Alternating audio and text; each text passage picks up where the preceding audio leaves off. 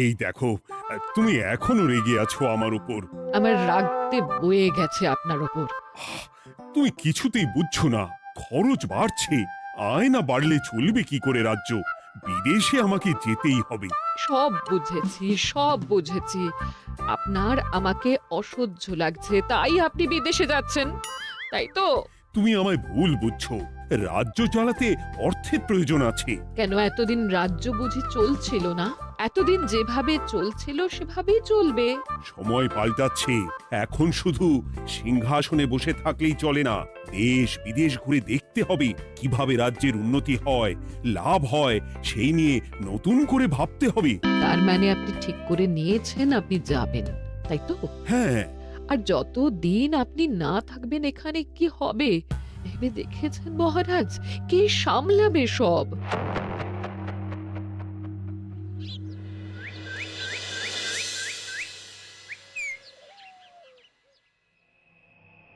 চিঠি?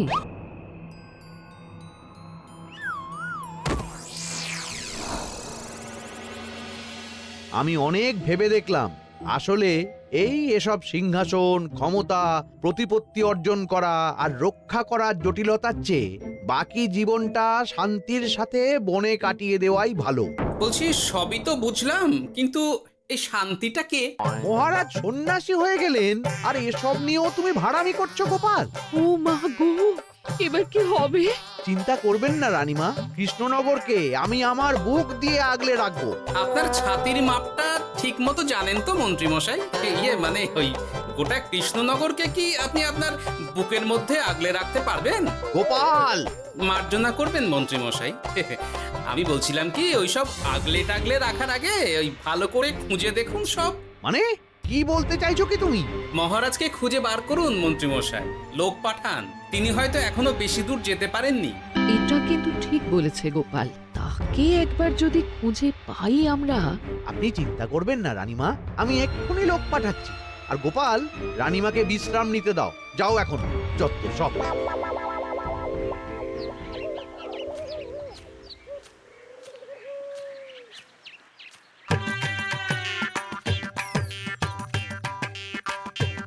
কই গো, গেলে কই? এক ঘটি জল দাও দেখি। ওই জলই খেতে হবে, শুধু জল। ঘরে এক দানাও চাল নেই। এই বাজারে না গেলে আজ হরি মটর। রাজ্যে রাজা নেই আর তুমি ঘরে চাল নেই বলে চিল্লামিল্লি করছো, চত্ব সব। ও মা গো, মহারাজ রাজ্যে নেই তো গেলেন কই? হ্যাঁ, বনবাসে। সে কি গো, এবার কি হবে তাহলে? কপালে যা লেখা আছে তাই হবে, আর কি। এই তোমার চাকরিখানা থাকবে তো? হ্যাঁ, না থাকলে বাটি হাতে বেরোবো, চিন্তা কি?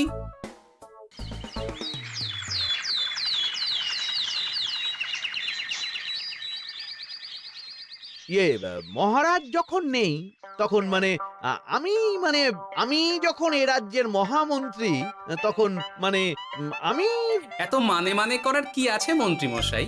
মহারাজ নেই তো কি হয়েছে, রানীমা তো আছেন। আমরা তার কথা মতোই চলব।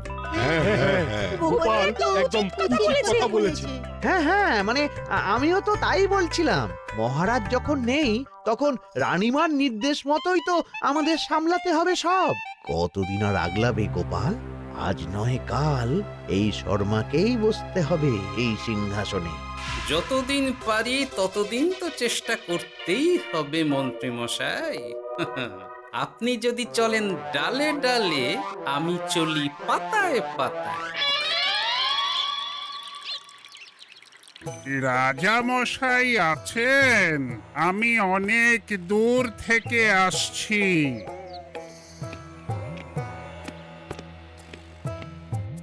মন্ত্রীমশাই, একজন সাধু এসেছেন রাজামশাইয়ের সঙ্গে দেখা করতে। বলছেন অনেক দূর থেকে এসেছেন। জানো না মহারাজ এখন নেই? যাও, চলে যেতে বলো ওকে। মহারাজ নিরুদ্দেশ। এই মুহূর্তে সত্যিই যদি কোনো প্রাজ্ঞ সাধু বাবা রাজবাড়িতে তার পায়ের ধুলো দেয়, বলা তো যায় না যদি মহারাজের হদিস তিনি দিতে পারেন। ঠিক ঠিক, একদম ঠিক বলছেন পণ্ডিত মশাই। বেশ বেশ, ডেকে আনো তাকে, দেখি সে কি বলে। মহারাজ, আমার প্রণাম নেবেন। উনি মহারাজ নয়, উনি মন্ত্রী। আসুন সাধু বাবা, আসুন, আসন গ্রহণ করুন।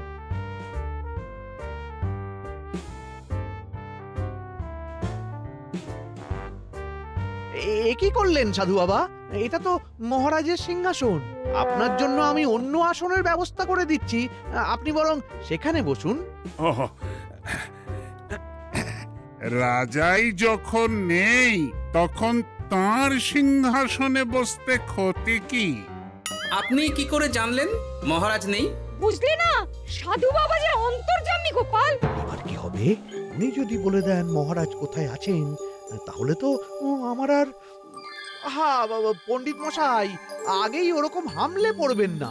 আচ্ছা, আপনি যদি অন্তর্যামী হন, বলুন তো আমাদের রাজা মশাই কোথায় গেছেন? জবর জটা কালো চুলে দেনামা অতীত বলেন। বুম! মহারাজ বনবাসে গেছেন। এটা যখন বলেছেন সাধু বাবা, তাহলে মহারাজ এখন কোথায় আছেন সেটাও নিশ্চয়ই আপনি বলে দিতে পারবেন। গোপাল, সব বিষয়ে নাক গলিও না তো তুমি। ঠিক ঠিক আছে, রাজা মশাইকে নিয়ে চিন্তা হওয়া তো খুবই স্বাভাবিক, কিন্তু গোপাল, রাজা মশাই বনবাসে গেছেন, তাকে আর সংসার মায়ায় বাঁধা ঠিক কাজ হবে না। এ আপনি কি বলছেন সাধু বাবা? মহারাজ না থাকলে রাজ্য চলবে কেমন করে? নতুন রাজা নির্বাচন করতে হবে। এই তো খেলা জমে গেছে, একে দিয়েই কাজ হবে মনে হচ্ছে। সাধু বাবা, এসব নিয়ে নয় পরে আলোচনা করা যাবে। এই কে আছো? সাধু বাবার পা ধুইয়ে দাও ভালো করে। না, বিষয়টা ঠিক সুবিধের মনে হচ্ছে না। আহা মন্ত্রী, করেছ কি? আমি সাধু মানুষ, এত খেতে পারি কি? ও বললে হবে না সাধু বাবা, আপনার জন্য নিজে দাঁড়িয়ে থেকে মহারাজের খাস হালুই করকে দিয়ে রাঁধিয়েছি সব। এ দেখুন না একটু, অমৃত অমৃত। বেশ বেশ, এত করে বলছো যখন, বাহ বাহ, চমৎকার চমৎকার। আমি জানি তো যে এমন খাবার আপনি আগে কখনো খাননি। তা বটে বটে, ভেবেছিলাম কটা দিন বিশ্রাম নিয়ে চলে যাব। এখন দেখছি যা আদর আতিথেয়তা শুরু করেছো তোমরা, তাতে তো মাস কয়েক কাটিয়ে না গেলে আমারই লোকসান হবে। থাকুন না, থাকুন, যতদিন ইচ্ছা থাকুন। আমার ইচ্ছা অনুযায়ী সব চললে তো ওই গোপালের জায়গায় আপনাকেই সবার মহারথী করে রেখে দিতাম চিরকাল। এসব কি বলছো মন্ত্রী? কেন, পরিকল্পনাটা মন্দ নাকি? আমি হব এই রাজ্যের নতুন রাজা, আর আপনি হবেন আমার রাজসভার প্রধান মহারথী। বটে, কাজটা খুব একটা কঠিন না। মহারাজ বনবাসে, আর আপনি নিজেই তো বললেন তাকে ফিরিয়ে আনাও ঠিক হবে না। তাহলে তা বলেছি, কিন্তু বাকি অন্যান্য সভাসদেরা আছে, তারা তো। আরে ছাড়ুন তো ওদের কথা। আকাশে হাত ছড়িয়ে আর একবার মন্ত্র পড়ে নেবেন, বলবেন এই রাজ্যের রাজা হওয়ার ক্ষমতা একমাত্র আমার মধ্যেই আছে। ব্যাস, সবাই মানতে বাধ্য। তারপর আমার একটা হিল্লে হয়ে গেলে আপনারটার ব্যবস্থাও আমি করে দেব, বুঝলেন? বুঝলাম, একেবারে জলের মতো পরিষ্কার। ব্যাস, কালই তাহলে কাজ শুরু করে দিন। বেশি দেরি করে তো লাভ নেই। বলা তো যায় না, মহারাজের যদি রানীমার জন্য মন কেমন করে, রাজ্যে ফিরে আসে, ওসব হওয়ার আগেই সেরে ফেলতে হবে সব কাজ। রাজা হওয়ার খুব তাড়া দেখছি তোমার মন্ত্রী। ওপরে ওঠার ইচ্ছা কার না থাকে বলুন তো সাধু বাবা? আর মাত্র কটা দিনের অপেক্ষা, ব্যাস, তারপরেই এই সিংহাসনের মালিক হব আমি। কৃষ্ণনগরের নতুন রাজা হব আমি। সমস্ত ধন দৌলত থাকবে আমার এই হাতের মুঠোয়। কি অত ভাবছেন মন্ত্রী মশাই একা একা? মানে কি ভাবছি তার কৈফিয়ত তো তোমায় দিতে হবে, হ্যাঁ? হিমা ছি ছি ছি, আপনি কেন কৈফিয়ত দেবেন?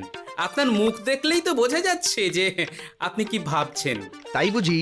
তা বলো দেখি কি ভাবছি আমি। আপনি ভাবছেন ওই কৃষ্ণনগরের সিংহাসনের কথা। শুনে ফেললো নাকি সব? আপনি ভাবছেন আমাদের মহারাজের কথা, তাকে কিভাবে ফিরিয়ে আনা যায় সেই কথা, তাই না? মহারাজকে যে আর ফিরিয়ে আনা যাবে না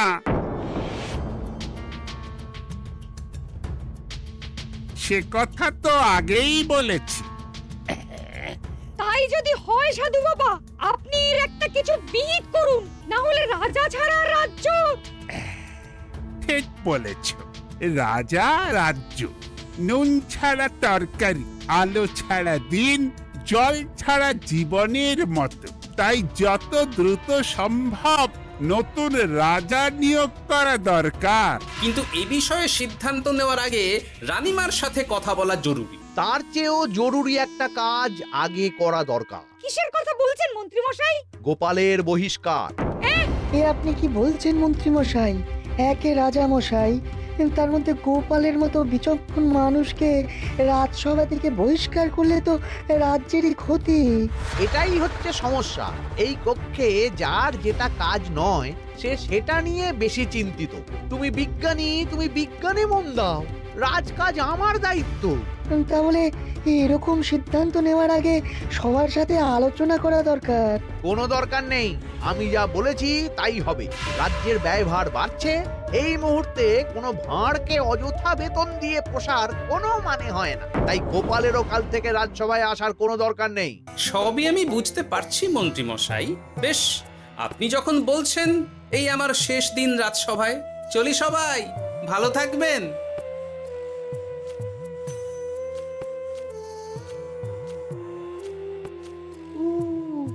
এত সহজে যে বেটা মাঠের বাইরে চলে যাবে বুঝতেই পারিনি আগে। এবার আমার আর সিংহাসনের মাঝে নেই কোনো বাধা, নেই কোনো কাটা। তুমি চিন্তা করো না, আমি নিজে মন্ত্রীর সাথে কথা বলবো। না না রানীমা, সেসবের দরকার নেই। মহারাজ ছাড়া রাজবাড়ি শূন্য শূন্য লাগে, আমারও মন লাগছে না এখানে। বেশ, যা ভালো বোঝো তাই করো, তবে ডাকলে এসো কিন্তু। হ্যাঁ রানীমা, নিশ্চয়ই আসবো। এখন আমি চলি। যাক, এই কদিনে মাথাটা খেলানোর সময় পাওয়া যাবে একটু, না হলে কেমন যেন গুলিয়ে যাচ্ছে সব। কি যে বলো গোপাল দাদা, এই শেষ দুটো শাঁখের আটি নিয়েও দরদাম করবে তুমি? ওরে, আমি বেকার মানুষ, দরদাম না করে উপায় আছে আমার? হ্যাঁ শোনো শোনো শোনো, মহারাজ কৃষ্ণচন্দ্রের অবর্তমানে কৃষ্ণনগরে নতুন রাজা হিসেবে নির্বাচিত হবেন রাজ্যের মহামন্ত্রী। সেই শুভানুষ্ঠানে রাজবাড়িতে আমন্ত্রণ রইল। এসব কি হচ্ছে বলো তো গোপাল দাদা? ভিতরের খবর আছে নাকি কিছু? না গো ভাই, তুমিও যা জানো আমিও ততটুকুই জানি। ও গোপাল দাদা, ব্যাপার কি? এ সময় এখানে কি চাই? রানীমার জরুরি তলব, এখনই ওই রাজবাড়ি যেতে হবে তোমাকে। কিন্তু আমার যে বাজার হয়নি এখনো। আরে ওসব বাজার টাজার পরে হবে, তুমি এখন আমার সাথে চলো তো। মন্ত্রীকে আমি বিশ্বাস করেছিলাম, ও যে এইভাবে বিশ্বাসের সুযোগ নেবে আমি একদম বুঝতে পারিনি। আমাদের এক্ষুনি অন্যান্য সভাসদদের সাথে কথা বলা দরকার রানীমা। কারোর সাথে কথা বলার দরকার নেই রানীমা, আমি নিজেই চলে এসেছি আপনার সাথে কথা বলতে। এখানে কি জন্য এসেছো গোপাল? রানীমার কান ভাঙাতে? বাহ, আপনি সবার মাথা মুড়িয়ে সিংহাসন কবজা করতে পারেন, আর আমি রানীমাকে সেই সত্যি কথা জানাতে পারি না? চুপ! ভুলে যেও না, আমি কৃষ্ণনগরের হবু রাজা। মুখ সামলে কথা বলবে আমার সাথে। এসব কি হচ্ছে মন্ত্রী মশাই? রাজা মশাই নেই, সেই সুবাদে এ কি শুরু করেছেন আপনি? আমায় আপনি ভুল বুঝবেন না রানীমা, আমার হয়ে যা বলার সাধু বাবাই আপনাকে বুঝিয়ে বলবে সব। উনি আর কি বোঝাবেন? কতদিন এসেছেন উনি, কি জানেন এই রাজ্যের বিষয়ে? সাধনা মা, সবই সাধনা।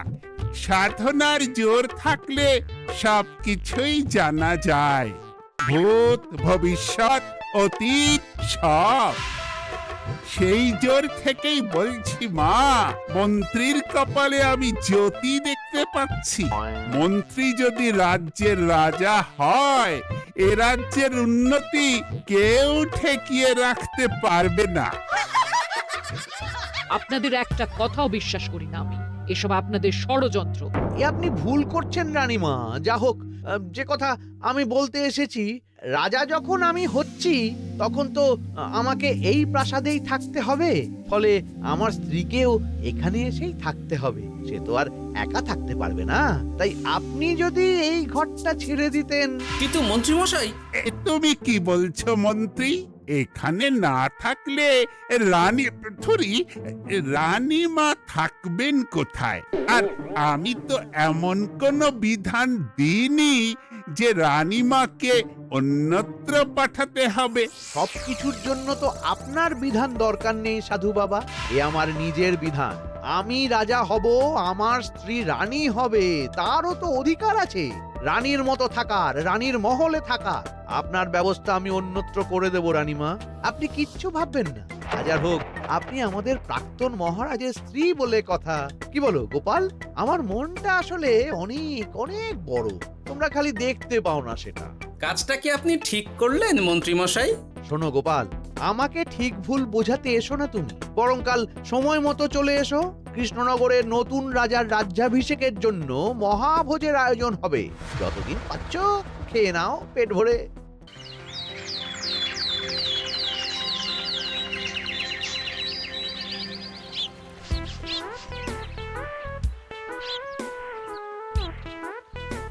আরে এগুলো আবার কি পরে আছে এখানে?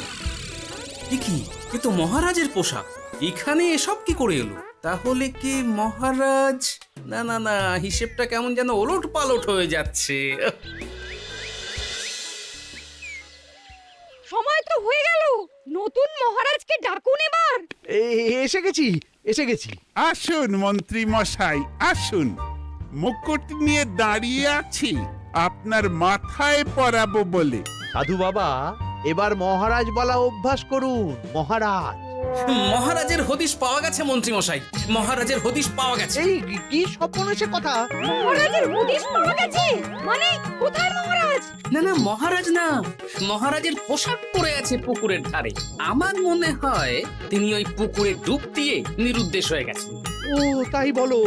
তা বেশ তো, প্রাক্তন রাজার জন্য না হয় কিছুক্ষণ নীরবতা পালন করে নেব আমরা, ব্যাস। এ আপনি কি বলছেন মন্ত্রী মশাই? মহারাজ সত্যি ওই পুকুরে ডুব দিয়েছেন কিনা সেটা তো তুলিয়ে দেখা দরকার একবার। সেসব হবে আমি রাজা হওয়ার পর। নিন সাধু বাবা, মুকুট পরান। কিন্তু মন্ত্রীমশাই, আরো একটা দুঃসংবাদ আছে যে। ও আবার কিসের দুঃসংবাদ? মহারাজ যে পুকুরে ডুব দিয়েছেন সেই কথা বলতেই রানীমা অজ্ঞান হয়ে গেছে। তুমি যে কি করো না গোপাল, শুভ সময়ে অশুভ একটা সংবাদ দিয়ে দিলে তো সব বরবাদ করে। এই কে আছো? গ্রেপ্তার করো গোপালকে। তার আগে তোমায় গ্রেপ্তার করা হবে। এত বড় সাহস তোমার? হবু রাজাকে গ্রেপ্তার করার কথা বলো তুমি? আজ তোমার একদিন কি আমার একদিন। কিসের হবু রাজা? আমি কৃষ্ণনগরের আসল রাজা। হ্যাঁ, আমি। কি মহারাজ, আপনি? হ্যাঁ, আমি। অনেক দিন ধরে তো তোমার বাড়বাড়ন্ত দেখলাম, আজকে খেলা শেষ। কিন্তু গোপাল, রানী কোথায়? কেমন আছে সে? এক্ষুনি তার কাছে আমাকে নিয়ে চলো। রানীমা ভালোই আছে মহারাজ, কিচ্ছু হয়নি তার। কিন্তু তুমি যে বললে রানী অজ্ঞান হয়ে গেছে। এটুকু মিছে কথা না বললে যে আপনার লুকোচুরি খেলাটা এত সহজে শেষ হতো না মহারাজ। লুকোচুরি বটে, কিন্তু তুমি বুঝলে কি করে এত সব? প্রথম সন্দেহটা হলো যখন রানীমাকে অন্যত্র রাখার কথা বলতেই আপনি বিচলিত হয়ে উঠলেন, তখন। তারপর পুকুর পাড়ে আপনার পোশাক। ব্যাস এটুকুই, আর কিছু নয়। আর প্রথম দিন রাজসভায় এসেই সোজা সিংহাসনে চড়ে বসা, ব্যাস। একে একে 2 আর 2 এ 2 4 করে ফেললাম। তারপর মনে হলো রানীমার প্রতি টান ফিরিয়ে আনতে পারে আপনাকে আপনার আসল রূপে। তাই এই মিছে কথা। অধমের অপরাধ মার্জনা করবেন মহারাজ। গোপাল, তোমার তুলনা নেই। কিন্তু মহারাজ, আপনি কেন এই ছদ্মবেশ নিয়েছিলেন তার আসল উদ্দেশ্যটা কিন্তু এখনো আমার কাছে পরিষ্কার হয়নি পুরোটা। আসলে আমি পরীক্ষা করছিলাম, বুঝলে, কিসের পরীক্ষা মহারাজ? যে আমার অনুপস্থিতিতে কে এই রাজ্য চালাবে তার পরীক্ষা। এবং আমি ঠিক করেছি যে কদিন ব্যবসার কাজে আমি বাইরে থাকবো ততদিন রানীর পরামর্শ মতো সমস্ত কিছু সামলাবে গোপাল। মহারাজ কৃষ্ণচন্দ্রের জয়। জয় গোপালের জয়। আর আমি মহারাজ? তুমি থাকবে পেয়াদা। এ কি শুধু জল আর ভাত? আগেই বলেছিলাম বেশি বেরো না, বেরো না, রাজা হবেন। এখন খাও খাও, জল ভাত খাও। চেষ্টায় তুমিও আমাকে ভুল বুঝলে গিন্নি।